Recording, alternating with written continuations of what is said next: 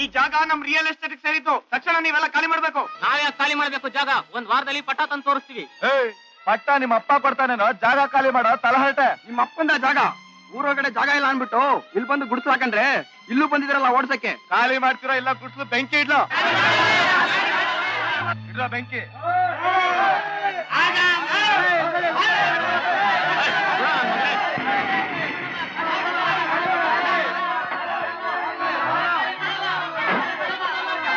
Inspector ಏನಿದೆ ಗಲಾಟೆ? ರಾಮರಾಜಪ್ಪನವ್ರ ಮಗ ಗಿರಿಯಪ್ಪ ಬಂದಿದ್ದಾರೆ, ನಮಸ್ಕಾರ ಮಾಡಿ.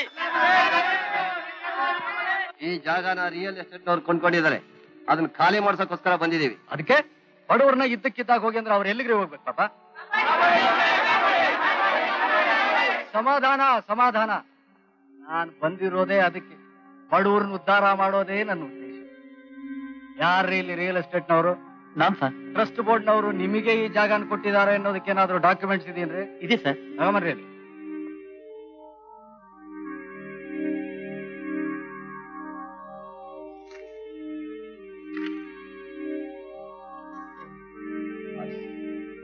ಏನೇ ಇರ್ಬೋದು, ನಿಮ್ಮಂತ ತಿಳಿದಿರೋರು ಜನಗಳ ಹತ್ರ ಇಷ್ಟು ಕೆಟ್ಟದಾಗಿ ನಡ್ಕೋಬಾರ್ದು.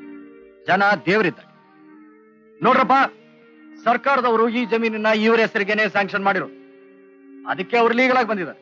ಜೊತೆಗೆ ಪೊಲೀಸ್ನವರು ಬೇರೆ ಇದ್ದಾರೆ. ಈ ವಿಷಯದಲ್ಲಿ ನಾನು ಏನು ಮಾಡೋಕ್ ಸಾಧ್ಯವಿಲ್ಲ. ಈ ಕೇಸನ್ನ ನೀವು ಯಾವ ಕೋರ್ಟಿಗೆ ಹೋದ್ರೂ ಗೆಲ್ಲೋಕ್ಕೂ ಸಾಧ್ಯವಿಲ್ಲ. ಬೇಕಾದ್ರೆ ನಾನೊಂದು ಉಪಕಾರ ಮಾಡ್ತೀನಿ, ನಿಮ್ಮೆಲ್ರಿಗೂ ಬೇರೆ ಕಡೆ ಜಾಗ ಕೊಡಿಸ್ತೇನೆ. ಇಲ್ಲೇ ಪಕ್ಕದಲ್ಲಿ 10 ಕಿಲೋಮೀಟರ್ ದಾಸರಳ್ಳಿ. ಸತ್ಯವಾದ ನಮ್ಮ ದೇಶದಲ್ಲಿ ಪ್ರತಿಯೊಬ್ಬ ವ್ಯಕ್ತಿಗೂ ಒಂದು ಮನೆ ಇರ್ಬೇಕು, ಒಂದು ಕಾರ್ ಇರ್ಬೇಕು, ಒಂದು ಟೆಲಿಫೋನ್ ಇರ್ಬೇಕು. ಅದಕ್ಕೋಸ್ಕರ ಹೋರಾಡೋದೇ ನನ್ನ ಜೀವನದ ಗುರಿ. ಇದನ್ನ ನನಗೆ ಕಲಿಸಿದವ್ರು ಯಾರು ಗೊತ್ತಾ? ಈ ದೇಶದ ತಂದೆ, ನಿಮ್ಮೆಲ್ಲರ ಅಭಿಮಾನಿ, ನನ್ನ ತಂದೆ MP ರಾಮರಾಜು. ಅದಿರ್ಲಿ ಸರ್, ಮೊದ್ಲು ಈ ಜಾಗ ಖಾಲಿ ಮಾಡಿಸಿ. ನಡ್ಕಳ್ರಿ, ಹೇಳ್ತಾ ಇದ್ದಲ್ಲ, ಅಷ್ಟೇ ಯಾಕೆ ಅವಸರ ಪಡ್ತಾರೆ? ಸಮಾಧಾನ, ಅವ್ರು ಅರ್ಥ ಮಾಡ್ಕೊ. ನೋಡ್ರಪ್ಪ, ನಾನು ಹೇಳಿದ್ದಲ್ಲ ನಿಮ್ಗೆ ಅರ್ಥವಾಯ್ತು ತಾನೆ? ನಾಳೆನೆ ಈ ಜಾಗನ ಖಾಲಿ ಮಾಡ್ಬೇಡಿ. ಈಗ ನಾನು ಸರ್ಕಾರದವ್ರ ಹತ್ರ ಹೋಗಿ ನಿಮ್ ವಿಚಾರವಾಗಿ ಮಾತಾಡ್ತೀನಿ. ಹೋಗ್ರಪ್ಪ. ಒಳ್ಳೆ ಬ್ರೈನ್ ಸರ್ ನಿಮ್ದು. ಒಬ್ಬರನ್ನ ಆಫೀಸರ್ ಅನ್ನಾಗಿ ಮಾಡಿದಿರಾ, ಒಬ್ಬರನ್ನ ಇನ್ಸ್ಪೆಕ್ಟರ್ ಆಗಿ ಮಾಡಿದಿರಾ, ಒಬ್ಬರನ್ನ ರೌಡಿಯಾಗಿ ಮಾಡಿದಿರಾ, ಗಲಾಟೆನೂ ಮಾಡಿಸಿದ್ದೀರಾ, ನೀವೇ ಬಂದು ಸಮಾಧಾನನೂ ಮಾಡಿದ್ದೀರಾ. ಒಳ್ಳೆ ಕೆಲಸ ಸಾಧಿಸಿದ್ದೀರಾ. ವ್ಯಾಪಾರದ ಮರ್ಮ ಏನು ಅಂತ ಚೆನ್ನಾಗಿ ತಿಳ್ಕೊಂಡಿದ್ದೀರಾ. ನೋಡ್ರಿ, ಬಡವ್ರನ್ನ ಅಧಿಕಾರದಲ್ಲಿ ಗೆಲ್ಲೋಕ್ಕಾಗಲ್ಲ, ಮಾತಿನಿಂದಲೇ ಮರಳು ಮಾಡ್ಬೇಕು.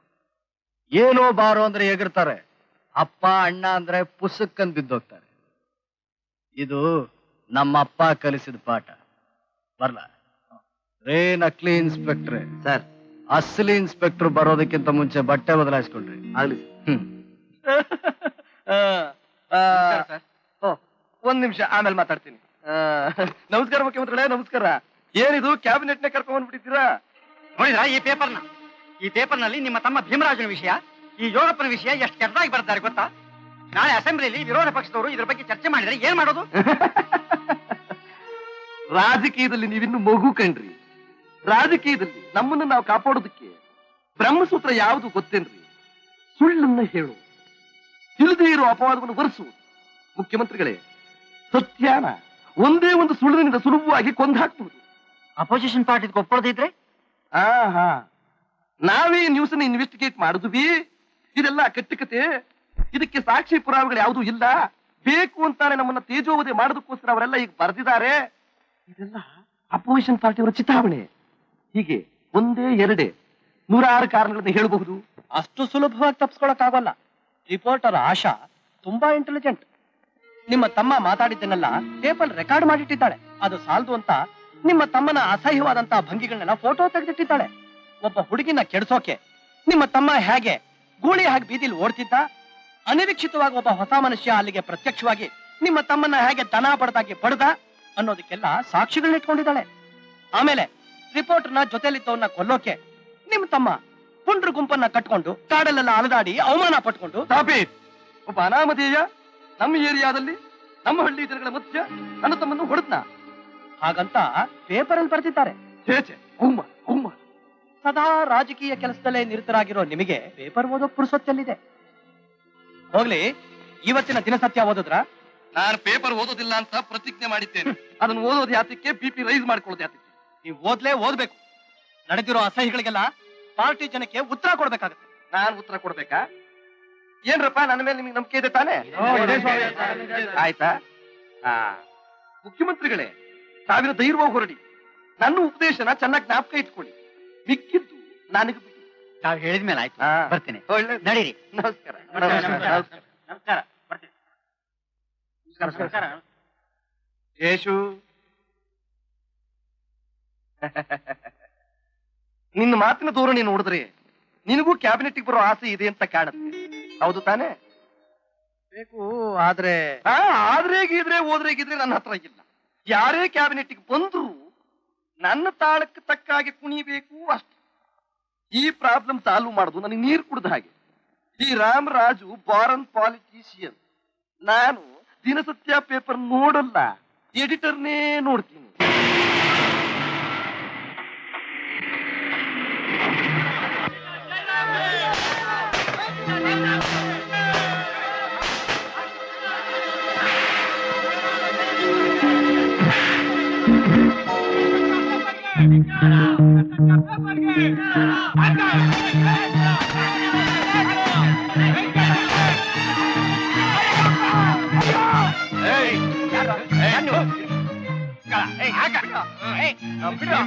ಬರೀತೀನೋ ಮಗನೇ.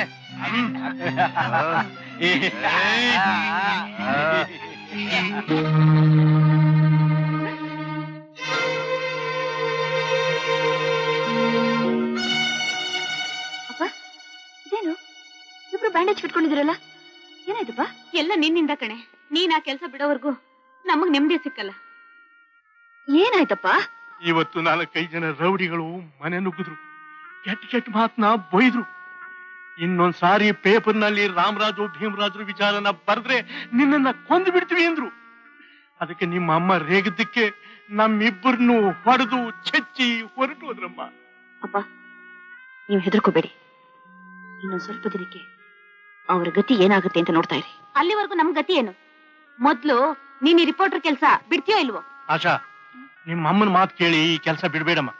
ಪತ್ರಿಕೋದ್ಯೋಗ ಪವಿತ್ರವಾದದ್ದು. ಆ ಅಪಾಪೋಲಿಗಳಿಗೋಸ್ಕರ ಕರ್ತವ್ಯವನ್ನ ಕೈ ಬಿಡಬೇಡ. ನನ್ನ ಪ್ರಾಣ ಹೋದ್ರೂ ಚಿಂತೆ ಇಲ್ಲ, ನೀನು ಧೈರ್ಯವಾಗಿರಮ್ಮ. ಅಪ್ಪ, ಸಮಾಧಾನ, ಸಮಾಧಾನ. ಪೊಲೀಸ್ನವರು ಹೇಗೆ ಅರೆಸ್ಟ್ ಮಾಡ್ತಾರೆ ಸರ್? ಗಲಾಟೆ ಮಾಡಿದವ್ರು ಯಾರು? ಎಂಪಿಗಳ ಕಡೆಯವರು, ಇವ್ರಿಗೆಲ್ಲ ಬೇಕಾದವರು. ಇದನ್ನ ಅವರೇ ಮಾಡಿದಾರಂತ ಹೇಗಮ್ಮ ಹೇಳ್ತೀರಿ? ಅವರು ತಮ್ಮ ಭೀಮರಾಜು ಬಗ್ಗೆ ಪೇಪರ್ನಲ್ಲಿ ಬರ್ದಿದ್ದಕ್ಕೆ ತಾನೆ ಗಲಾಟೆ ಆಗಿರೋದು. ಈ ರೀತಿ ತೀರ್ಮಾನಕ್ಕೆ ಬರೋದು ತಪ್ಪು. ಪೊಲೀಸ್ನವರು ಇನ್ವೆಸ್ಟಿಗೇಷನ್ ಮಾಡ್ತಿದ್ದಾರೆ.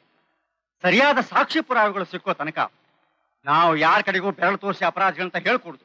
ನೋಡಿ, ಆಡಳಿತ ಪಕ್ಷ ಈ ಅನ್ಯಾಯನ ಖಂಡಿಸುತ್ತೆ. ಇದಕ್ಕೆ ಯಾರೇ ಕಾರಣವಾಗಿರ್ಲಿ, ಖಂಡಿತ ಅವ್ರನ್ನ ಕಂಡುಹಿಡಿದು ಅವ್ರು ಮಾಡಿರೋ ಅಪರಾಧಕ್ಕೆ ತಕ್ಕ ದಂಡನೆ ಕೊಡ್ತೀವಿ. ಅಲ್ಲಿ ತನಕ ತಾವುಗಳೆಲ್ಲ ದಯವಿಟ್ಟು ಸ್ವಲ್ಪ ಶಾಂತರಾಗಿ. ನಮಸ್ಕಾರ. ನಮಸ್ಕಾರ. ರಸ್ನವ್ರ ಮೇಲೆ ಅತ್ಯಾಚಾರ ಮಾಡಿದ್ರೆ ಹೇಗೆ? You must take serious action. ಆ ವಿಷಯ ಮಾತಾಡೋದಕ್ಕೆ ನಿಮ್ಮನ್ನು ಇವತ್ತಿಲ್ಲಿ ಕರೆಸಿದ್ದು. ಒಂದ್ ನಿಮಿಷ. ಸಿಎಂ ಮಾತಾಡೋದು. ನಮಸ್ಕಾರ ಸರ್. ನಮಸ್ಕಾರ. ನೋಡಿ, ಆ ದಿನಸತ್ಯ ಪೇಪರ್ ಎಡಿಟರ್ ಜಯರಾಮ್ ಅವ್ರ ಕಂಪ್ಲೇಂಟ್ ಬಂದಿದ್ಯಾ? ಬಂದಿದೆ ಸರ್. ಅದನ್ನ ಸೀರಿಯಸ್ ಆಗಿ ತಗೋಬೇಡಿ. Okay sir. ಅದಕ್ಕೆ ಫೋನ್ ಮಾಡಿದ್ದು. ಅರ್ಥವಾಯ್ತು ತಾನೇ? ಆಯ್ತು ಸರ್.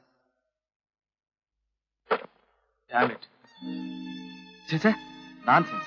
ಪೊಸಿಷನ್ ಅಲ್ಲಿ ಇರೋರ ಈ ತರ ಅಡ್ವೈಸ್ ಮಾಡಿದ್ರೆ ನಮ್ಮಂತವ್ರ ಗತಿ ಏನು? ಡಿಪಾರ್ಟ್ಮೆಂಟ್ ಪ್ರಿಸ್ಟೇಜ್ ಏನು? ಇನ್ನ ಪಬ್ಲಿಕ್ ಸೇಫ್ಟಿ ಎಲ್ಲಿಂದ ಬಂತು?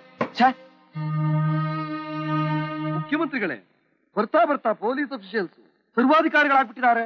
ನಮ್ಮನ್ನು ಕನ್ಸಲ್ಟೇ ಮಾಡ್ತಾ ಇಲ್ಲ. ಅಟ್ಲೀಸ್ಟ್ ನೀವು ಮುಖ್ಯಮಂತ್ರಿಗಳು, ನಿಮ್ಮನ್ನಾದ್ರೂ ಕನ್ಸಲ್ಟ್ ಮಾಡ್ಬೋದಲ್ವೇ? ರಾಮರಾಜುರವ್ರೆ, ಓ, ಪಕ್ಷದ ಕಾರ್ಯದರ್ಶಿಗಳು, ನಮಸ್ಕಾರ. ನಮಸ್ಕಾರ. ದಯವಿಟ್ಟು ನನ್ನ ಕ್ಷಮಿಸ್ಬೇಕು. ಯಾಕೆ? ನೀವು ನನ್ನ ರಾಜಕೀಯದ ಗುರುಗಳಾಗಿರಬಹುದು, ಆದ್ರೂ ನನಗನ್ಸಿದ್ದನ್ನು ನಾನು ಹೇಳ್ಬೇಕಾಗತ್ತೆ. ಏನದು? ನಿಮ್ದು ತುಂಬಾ ಅತಿ ಆಯ್ತು. ಅತಿ ಯಾವುದು? ಅದೇ ಸಿಎಂ ಅವ್ರ ಕಡೆಯಿಂದ ಕಮಿಷನರ್ ಫೋನ್ ಮಾಡಿಸಿದ್ರಲ್ಲ, ಅದು. ರೀ, ಪತ್ರಿಕೆಯವರು ನನಗೆ ಎದುರಾಗಿ ನಿಂತಿದ್ದಾರೆ, ನಮ್ಮ ಪಕ್ಷಕ್ಕೆ ಎದುರಾಗಿ ನಿಂತಿದ್ದಾರೆ. ಇದನ್ನ ಹೀಗೆ ಬಿಟ್ರೆ ನಮ್ಮ ಪಕ್ಷ ಜನಗಳ ನಂಬಿಕೆ ಕಳ್ಕೊಳ್ಳು. ಅದಕ್ಕೆ ನಾವು ಅವಕಾಶ ಕೊಡಬಾರದು. ಅವರು ಪಕ್ಷದ ಬಗ್ಗೆ ಬರಿತಾ ಇಲ್ಲ, ನಿಮ್ ಬಗ್ಗೆ, ನಿಮ್ ಮಗನ ಬಗ್ಗೆ, ನಿಮ್ಮ ತಮ್ಮನ ಬಗ್ಗೆ ಬರಿತಾ ಇರೋದು. ಪಕ್ಷ ಅನ್ನೋದು ನಿಮ್ಮ ಸ್ವಂತ ಆಸ್ತಿ ಅಲ್ಲ. ಈಗಲಾದ್ರೂ ವಿವೇಕ ತಂದ್ಕೊಂಡು ನಿಮ್ಮ ತಮ್ಮನಿಗೂ ಮಗನಿಗೂ ಯಾಕೆ ಮರ್ಯಾದೆಯಾಗಿರಿ ಅಂತ ಹೇಳಬಾರ್ದು? ಯೇಶು, ನೀನ್ ನನಗೆ ವಿವೇಕ ಹೇಳೋದಾ? ಯಾಕೆ ಹೇಳಬಾರ್ದು? ಈಗ ನಿನಗೇನ್ ಬೇಕು ಹೇಳು. ಮಂತ್ರಿ ಪದವಿ ಬೇಕಾ ಇಲ್ಲ ಡೆಪ್ಯೂಟಿ ಸಿಎಂ ಮಾಡ್ಲಾ? ಯಾರಿಗೂ ಬೇಕು ನೀವು ಕೊಡೋ ಪದವಿ? ನೀವು ಕೊಡೋ ಮಂತ್ರಿ ಪದವಿಗೆ ಆಸೆ ಪಟ್ಟು ನಿಮ್ಮ ಅಟ್ಟಹಾಸಗಳಿಗೆಲ್ಲ ತಲೆ ತಗ್ಸೋಷ್ಟು ಕಂತ್ರಿ ನಾನಲ್ಲ. ನನಗೆ ಪಾರ್ಟಿ ಗೌರವ ಮುಖ್ಯ, ಪಾರ್ಟಿ ಘನತೆ ಮುಖ್ಯ. ಈಗಲಾದ್ರೂ ನೀವು ನಿಮ್ಮ ಮಗ ಮಾಡ್ತಾ ಇರೋ ಈ ಭೂಮಿ ನುಂಗೋ ಕೆಲಸ ನಿಲ್ಲಿಸ್ತಿಲ್ಲ ಅಂದ್ರೆ ನಾನು ಹೈಕಮಾಂಡ್ಗೆ ಹೋಗ್ಬೇಕಾಗತ್ತೆ. ನೀವು ಆರಿಸೋ ಈ ತಲೆ ಆಡಿಸೋ ಸಿಎಂ ನಮಗೆ ಬೇಕಿಲ್ಲ ಅಂತ ಹೇಳ್ಬೇಕಾಗತ್ತೆ. ಅನ್ಯಾಯ, ಇದು ತುಂಬಾ ಅನ್ಯಾಯ. ನಮ್ಮ ಪಕ್ಷದಲ್ಲಿ ರಾಜಕೀಯ. ಮಿಸ್ಟರ್ ರಾಮರಾಜ್, ಯಾವುದ್ರಿ ಅನ್ಯಾಯ? ನೀವು ಕೊಡ್ತಿರೋ ಸೀಟಿಗೆ ಪೇಸ್ಟ್ ಹಚ್ಚಿ ಅಂಟ್ಕೊಂಡು ಕೂತ್ಕೊಂಡು ನೀವು ಆಡದ ಮಾತಿಗೆಲ್ಲ ತಲೆ ಬಗ್ಸೋ ಈ ಸಿಎಂ ಅವ್ರ ನಡವಳಿಕೆ ಅನ್ಯಾಯನ? ಇಲ್ಲ ಗೆದ್ದಲು ಹುಳು ಹಾಗೆ ಮರದ ಆಶ್ರಯದಲ್ಲೇ ಇದ್ಕೊಂಡು ಅದನ್ನ ತಿಂದು ಟೊಳ್ಳು ಮಾಡಿ ಕೆಳಗೆ ಬೀಳಿಸೋ ಹಾಗೆ ಒಂದು ಒಳ್ಳೆ ಪಕ್ಷನ ಹಾಳು ಮಾಡಬೇಡಿ ಅಂತ ನಾನು ಹೇಳ್ತಿರೋದು ಅನ್ಯಾಯನ? ನೋಡಿ, ಪಕ್ಷಕ್ಕೋಸ್ಕರ ನೀವೇ ಹೊರತು ನಿಮಗೋಸ್ಕರ ಪಕ್ಷ ಅಲ್ಲ, ಅದನ್ನ ಮರಿಬೇಡಿ. ನೀವು ಯಾರು ಪಕ್ಷಕ್ಕೋಸ್ಕರ ದುಡಿತಾ ಇಲ್ಲ, ನಿಮ್ಮ ಸ್ವಾರ್ಥಕ್ಕೋಸ್ಕರ ದುಡಿತಾ ಇದ್ದೀರಾ.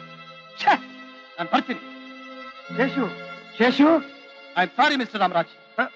ಅಲ್ಲ ರಾಮರಾಜ್ ಅವರೇ, ಪಾರ್ಟಿ ಜನರಲ್ ಸೆಕ್ರೆಟರಿ ನಮ್ಮ ವಿರುದ್ಧವಾಗಿ ಬಾವುಟ ಹಾರಿಸ್ತಿದ್ದಾರೆ. ಹೆದರ್ಕೋಬೇಡಿ ಮುಖ್ಯಮಂತ್ರಿಗಳೇ, ಹೈಕಮಾಂಡ್ ಹತ್ರ ಇಲ್ಲ. ಅವರು ಪ್ಲೇನ್ ಹತ್ತೋದಕ್ಕೆ ಮುಂಚೆನೆ ನೀವೊಂದು ಸಮಾಧಾನದ ಡಿನ್ನರ್ ಪಾರ್ಟಿ ಅರೇಂಜ್ ಮಾಡಿ ದೇಶಕ್ಕೂ ಆಹ್ವಾನ ಕೊಡಿ. ಹೊತ್ತಿನಲ್ಲಿ ಡಿನ್ನರ್ ಪಾರ್ಟಿನ? ದೂರದ ಶತ್ರುಗಳನ್ನ ಒಡೆದು ಬಡಿದು ಬಾಯಿ ಮುಚ್ಚಿಸಬಹುದು, ಆದ್ರೆ ಮನೆ ಶತ್ರುಗಳನ್ನ ಊಟ ಹಾಕ್ಸೇ ಬಾಯಿ ಮುಚ್ಚಿಸ್ಬೇಕು. ಯೇಶು, ಈ ರಾಮರಾಜುಗೆ ರಾಜಕೀಯದ ಉಪದೇಶ ಮಾಡ್ತೀಯ? God bless you.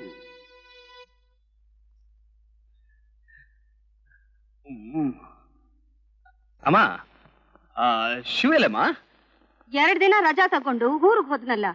ಹೌದು, ನಿನಗ್ ಹೇಳ್ಬಿಟ್ಟು ಹೋದ್ನಲ್ಲೋ? ಹೌದು, ನನಗೆ ಹೇಳ್ಬಿಟ್ಟು ಹೋದ, ಮರ್ತೇ ಬಿಟ್ಟಿದ್ದೆ. ಮತ್ತೆ ಅಮ್ಮ, ನನಗೆ ನಿನ್ ಪರ್ಮಿಷನ್ ಬೇಕು. ಯಾತಕ್ಕೋ?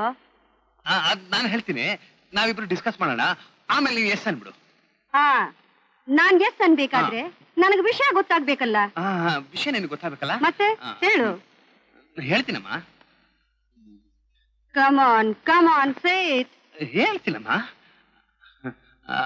ಅದು ನಾನು ಅದು ನಾನು. ಯಾವುದು? ಅದು ನಾನು ಅದು ಅದೇನಮ್ಮ, ಅದು ನಾನು ಪ್ರೆಸ್ ರಿಪೋರ್ಟ್ ಪ್ರೆಸ್. ಸರಿಯಾಗಿ ಹೇಳಪ್ಪ. ಅದೇನಮ್ಮ, ಯಾವುದು? ನಾನು ನೀನು ಆಶಾ ಪ್ರೆಸ್ ರಿಪೋರ್ಟರ್.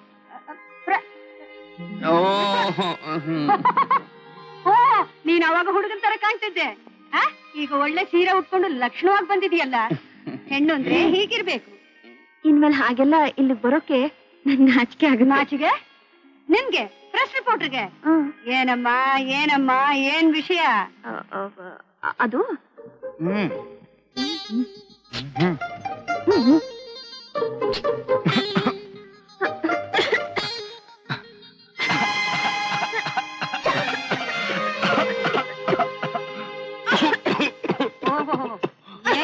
ಒಂದೇ ಸಲ ಕೆಮ್ಮು ಬಂದ್ಬಿಟ್ಟಿದೆ. ಕೆಮ್ಮು, ಕೋಲ್ಡು ಬಿಸಿಲು ಬೇಯ್ತಾ ಇದೆ.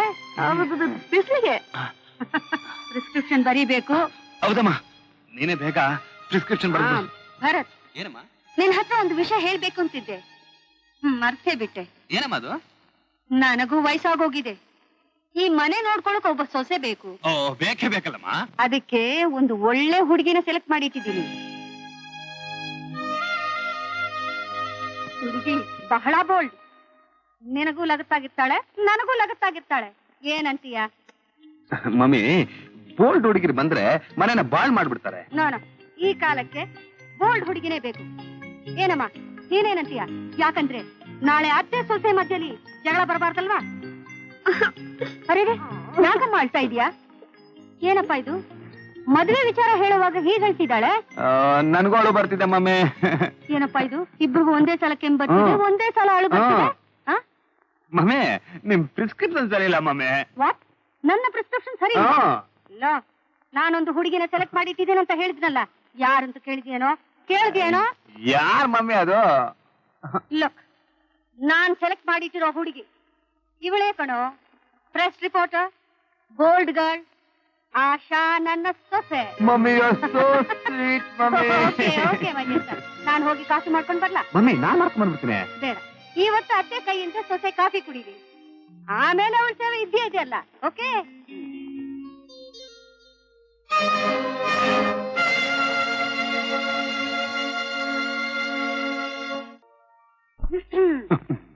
ಇಷ್ಟೊತ್ತು ಯಾವ ಲೋಕದಲ್ಲಿದ್ರಿ? ಇಲ್ಲೇ ಇದೀವಲ್ಲ ಮಮ್ಮಿ. ಕಾಫಿ ಮೈ ಡಿಯರ್ ಸೊಸೆ. You too my dear boy. Thank you mummy, thank you. Welcome.